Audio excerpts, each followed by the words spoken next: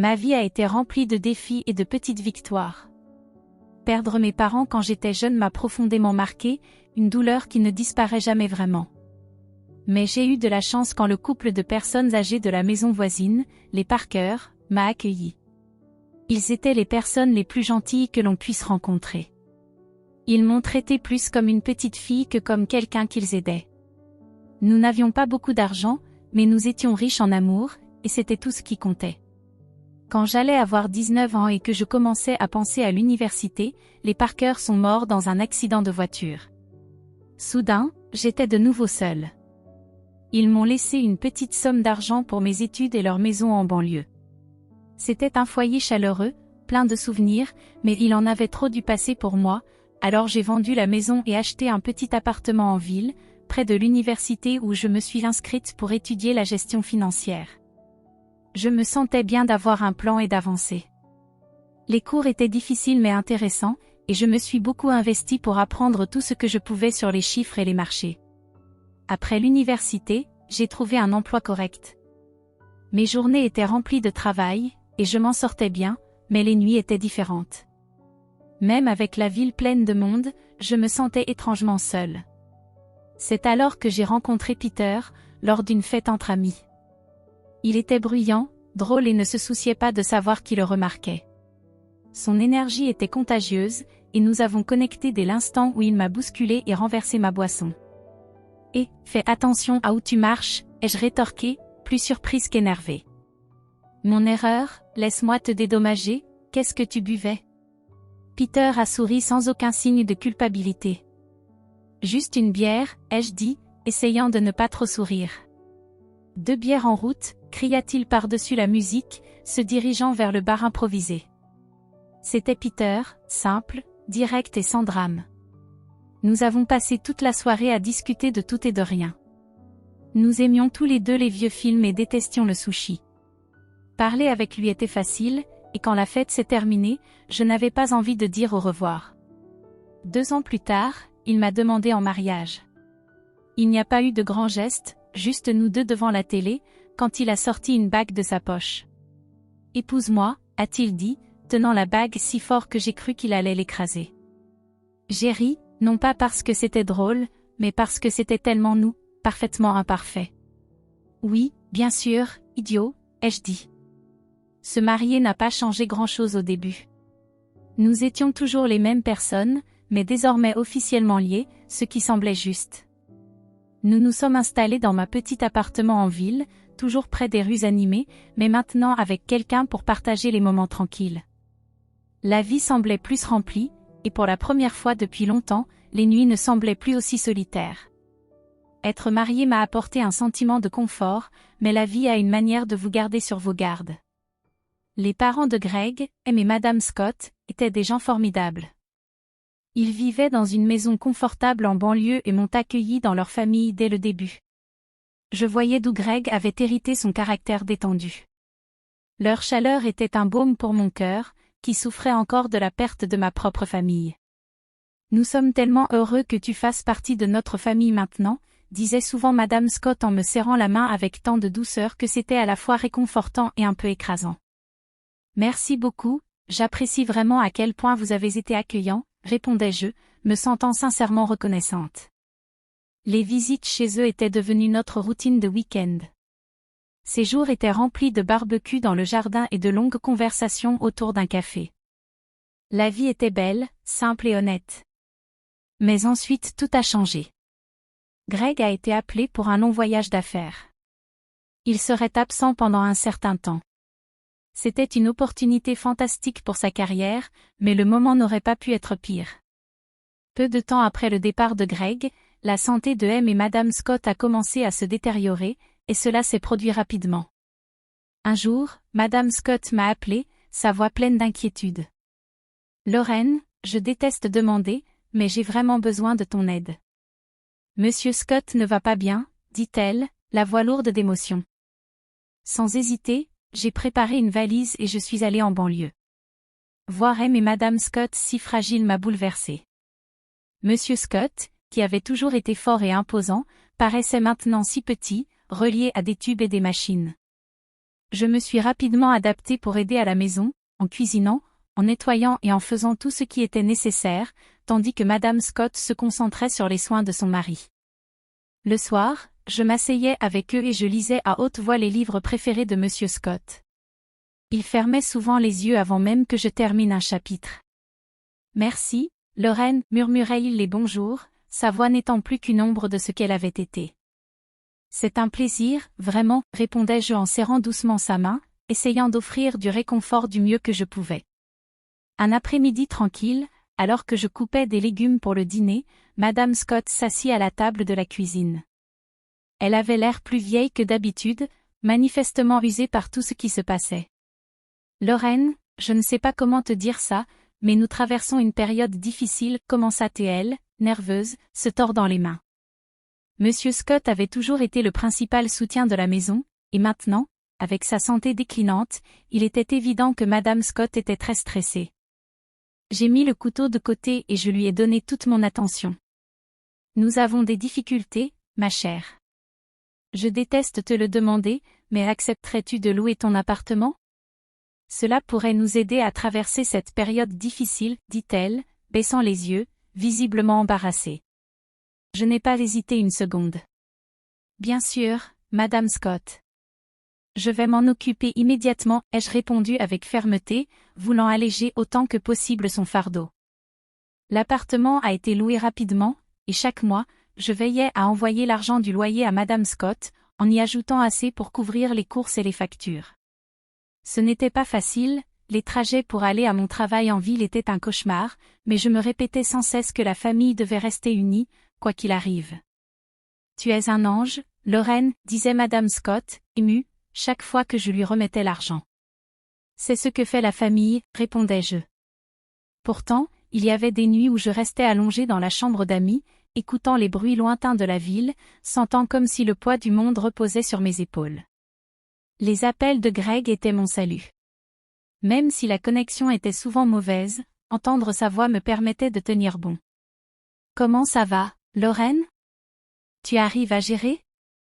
Sa préoccupation était toujours évidente, même à travers la statique d'un appel longue distance. On s'en sort, ne t'inquiète pas pour nous, disais-je, essayant de paraître joyeuse, ne voulant pas ajouter à ses soucis. La vie chez les Scott a radicalement changé lorsque Kathleen, la fille de Madame Scott issue de son premier mariage, est soudainement apparue.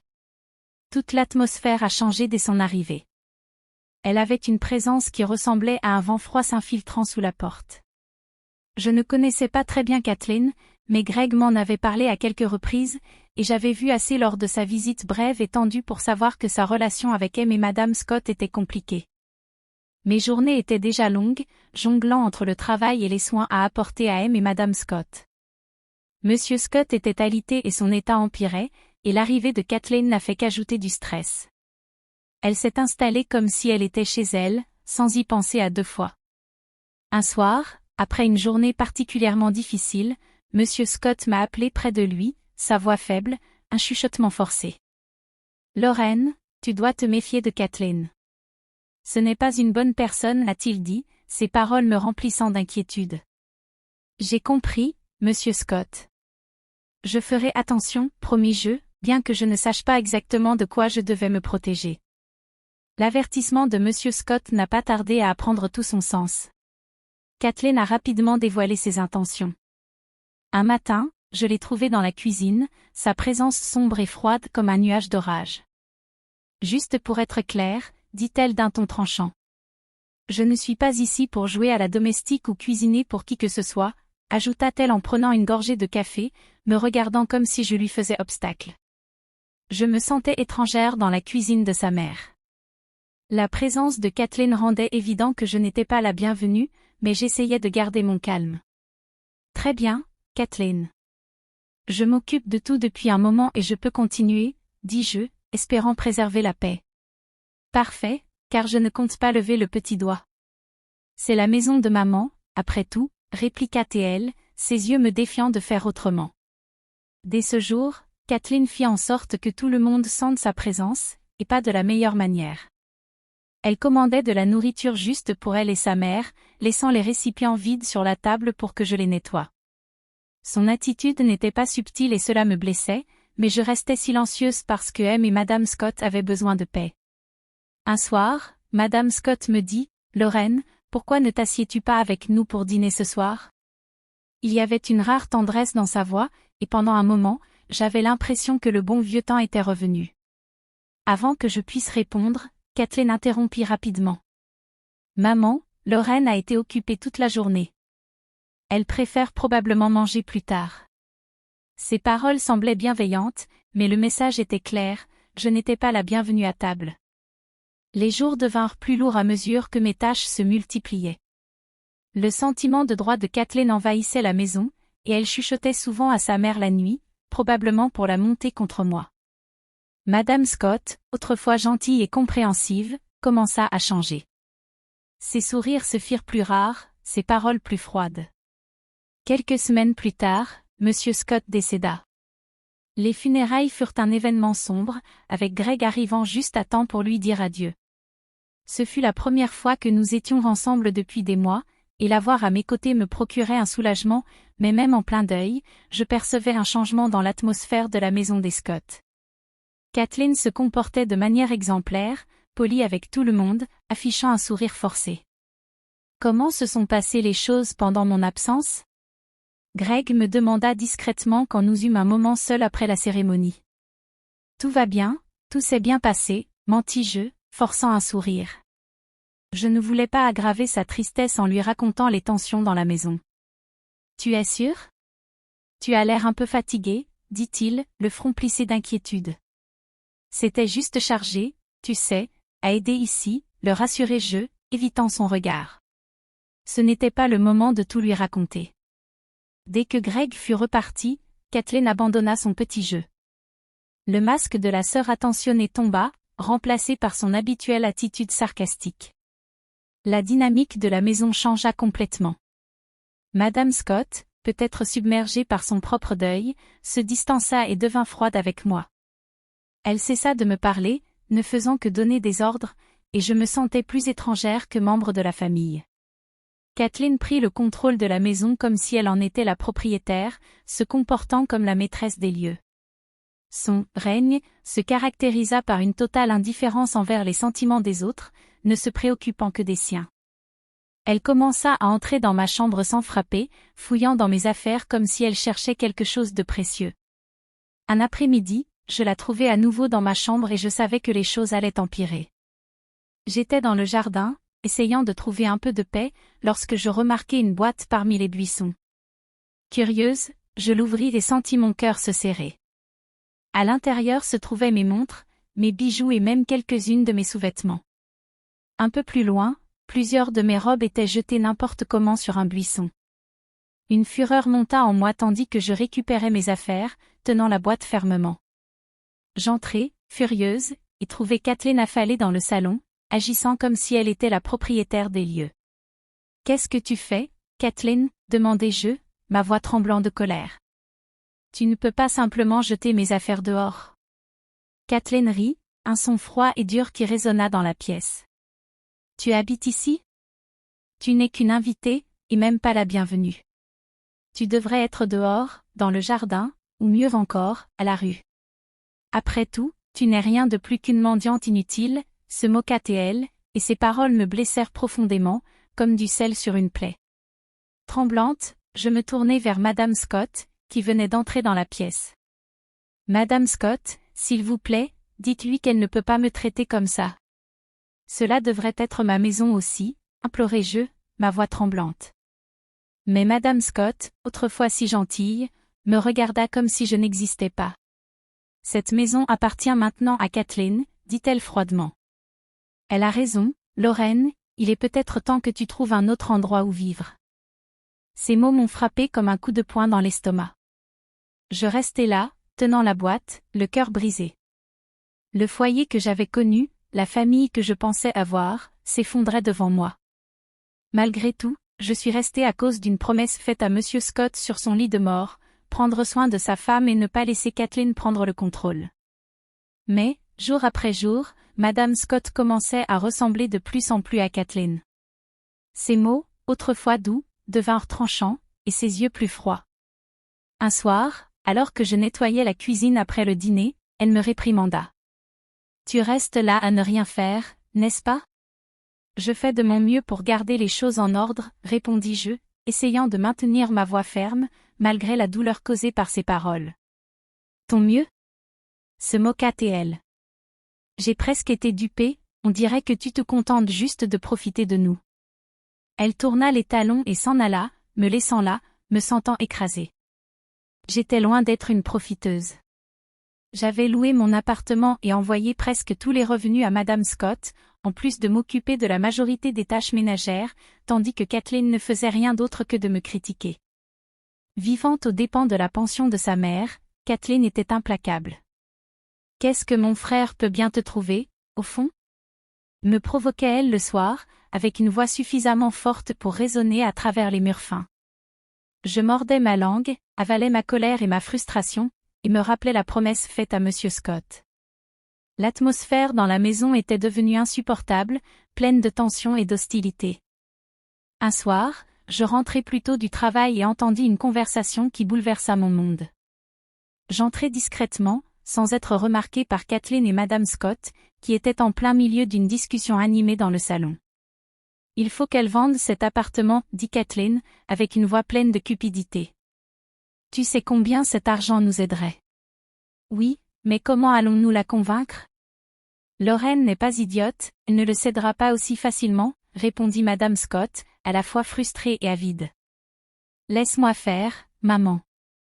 Je vais la convaincre en douceur.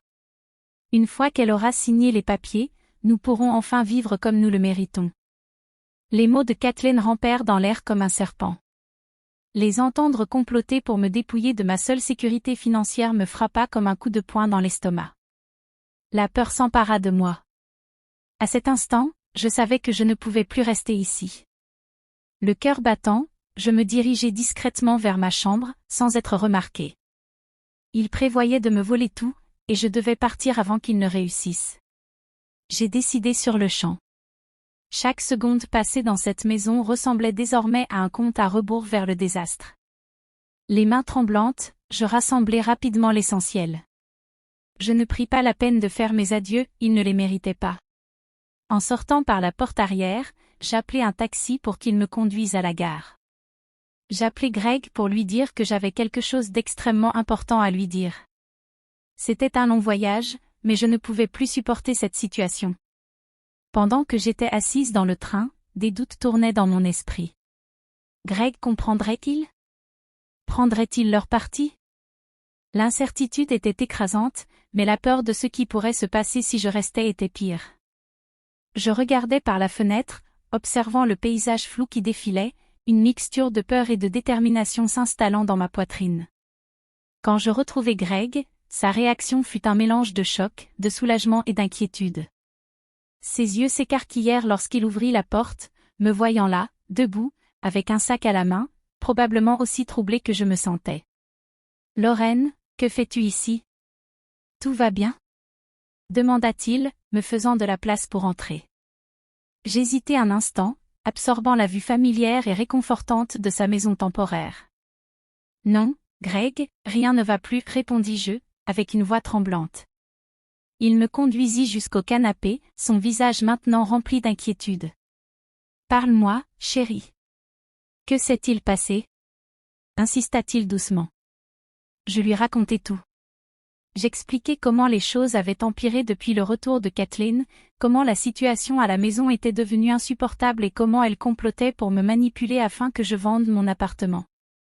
Je ne voulais pas l'inquiéter pendant qu'il était absent, travaillant, mais maintenant, il n'y avait plus moyen de le cacher.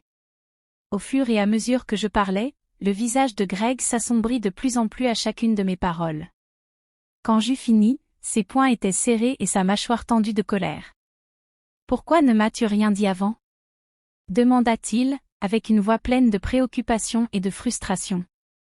Je ne voulais pas causer plus de problèmes. Je pensais pouvoir gérer ça, avouai-je, me sentant stupide maintenant. Lorraine, bon sang, tu n'aurais jamais dû avoir à gérer ça toute seule. Explosa-t-il, se levant et commençant à faire les 100 pas dans la pièce. Je ne peux pas croire que ma mère et Kathleen t'aient traité de cette façon. Il s'arrêta et me regarda, les yeux remplis d'intensité. Je ne laisserai personne traiter ma femme comme ça. En aucun cas. Sans hésiter, il attrapa le téléphone. Mon cœur s'emballa en le regardant composer le numéro de sa mère. Le téléphone sonna à peine 2 fois avant qu'elle ne décroche. Je ne pouvais pas entendre son côté de la conversation, mais la manière dont les épaules de Greg se raidirent m'en disait suffisamment. Maman, ça doit s'arrêter. Je suis au courant de tout, et je ne tolérerai plus ça. Si Kathleen ne part pas, et si tu ne commences pas à traiter Lorraine avec respect, c'est fini entre nous. Plus d'aide, plus d'argent, rien. La voix de Greg était ferme, ne laissant aucun espace pour la discussion. Il y eut un échange houleux, puis le silence. Greg serra le téléphone avec force avant de reprendre la parole. Très bien, si c'est ton choix, alors j'ai fait le mien, il raccrocha et se tourna vers moi, son expression s'adoucissant. Il semble que maintenant, il n'y ait plus que nous deux, mon amour, mais c'est tout ce dont nous avons besoin, dit-il en me prenant dans ses bras. Je me suis appuyée contre lui, me sentant en sécurité et soutenue. Juste nous deux, murmurai-je, ressentant la vérité dans ses paroles. Nous étions seuls maintenant, mais d'une certaine manière, cela semblait juste. Greg et moi sommes restés éveillés tard, discutant de tout, comment nous allions nous débrouiller sans aider sa mère et Kathleen, comment je pourrais organiser mon travail à distance et quels seraient nos plans pour l'avenir. Il semblait que nous construisions une nouvelle vie, rien que nous deux. Quoi qu'il arrive, nous sommes ensemble dans cette histoire. Toi et moi contre le monde, d'accord ? Dit Greg avec un sourire déterminé.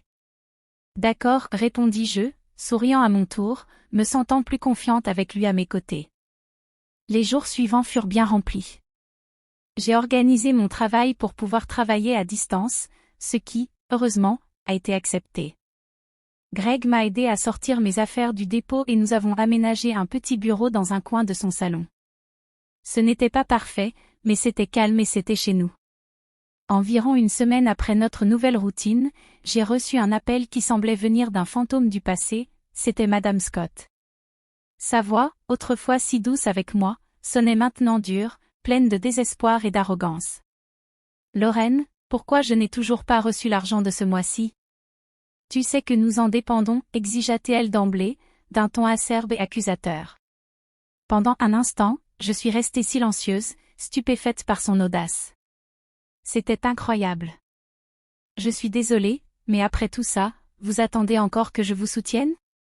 Demandai-je, plus surprise que contrariée. À l'arrière-plan, j'entendais la voix de Kathleen, aiguë et furieuse. C'est juste une ingrate. Fais-la transférer l'argent. J'ai pris une profonde inspiration pour calmer la colère qui montait en moi, alors que les paroles cruelles résonnaient dans ma tête, des paroles qui m'avaient profondément blessée. Madame Scott, Kathleen m'a traitée de profiteuse sans pitié, vous vous en souvenez ? Je n'enverrai pas d'argent à des gens qui me traitent ainsi. C'est terminé. Il y eut un silence à l'autre bout du fil, et je pouvais presque imaginer l'expression choquée de Madame Scott. Mais, nous sommes une famille, dit-elle enfin, avec une voix mélancolaire et désespoir. Non, une famille ne se traite pas ainsi. Au revoir, Madame Scott, dis-je fermement avant de raccrocher, sans lui laisser le temps de répondre. Cet appel m'avait bouleversée, mais Greg était là, solide comme toujours dans son soutien. Tu as fait ce qu'il fallait, Lorraine. Il est temps qu'ils apprennent à se débrouiller seuls, me rassura-t-il en passant un bras autour de mes épaules. Peu de temps après nous être installés dans notre ville natale, une autre surprise est apparue, j'étais enceinte. La nouvelle nous a apporté une joie inattendue, et soudain, l'avenir semblait lumineux et plein de possibilités. Nous avons décidé qu'il était temps de vendre mon appartement et d'acheter une petite maison en banlieue, quelque part près d'une bonne école, où notre enfant pourrait grandir. Alors que nous planifions le déménagement, un autre appel est venu, cette fois de Madame Scott. Sa voix semblait différente, désespérée, presque suppliante. « Lorraine, j'ai fait une erreur. Kathleen m'a forcée à vendre la maison, elle a pris l'argent et m'a laissé sans rien. Je pourrais habiter avec toi et Greg ? Demanda-t-elle, d'une voix tremblante, suppliant de l'aide. C'était un test pour ma détermination. Madame Scott, vous avez choisi ce chemin lorsque vous vous êtes rangé du côté de Kathleen contre nous. Vous auriez pu faire un autre choix, dis-je, gardant ma voix ferme malgré le tourbillon que je ressentais à l'intérieur. Je sais que j'ai fait des erreurs, mais tu as un bon cœur. Ne peux-tu pas pardonner à une vieille femme pour ses mauvais choix? Implora-t-elle. Je soupirai, ressentant un pincement de pitié, mais me rappelant aussi toute la douleur que ses actions avaient causée. Je vous l'ai pardonné depuis longtemps, mais cela ne signifie pas que je peux vous laisser revenir dans ma vie. Vous devez vivre avec les conséquences de vos actions, tout comme moi, répondis-je, puis je raccrochai avec une décision ferme. J'ai bloqué son numéro. Nous avons continué nos plans et avons acheté une charmante petite maison avec un jardin, un endroit où notre enfant pourrait jouer et grandir. Un matin paresseux de jeudi, alors que je parcourais le journal avec mon café, un titre attira mon attention, une femme locale arrêtée pour une escroquerie à grande échelle. Je fixai la photo, incrédule. Là, devant moi, Kathleen, menottée, paraissait complètement abattue. Je ressentis un mélange de choc et, pour être honnête, un petit sentiment de justice. Quand j'ai vu la nouvelle, j'ai appelé Greg. « Regarde ça !» dis-je, levant le journal pour qu'il voie. C'est Kathleen. Elle a été arrêtée pour fraude. Greg prit le journal et lut l'article avec une expression sérieuse. Waouh, je ne peux pas dire que je suis surpris, mais quand même, ça fait beaucoup à assimiler. Oui, c'est vrai, acquiesçai-je. Mais elle a fait ses choix et maintenant elle fait face aux conséquences.